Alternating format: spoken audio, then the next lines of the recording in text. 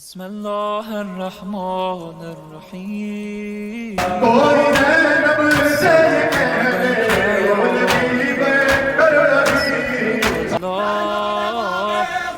السلام عليك يا وارث السلام عليك يا وارث إبراهيم السلام عليك يا وارث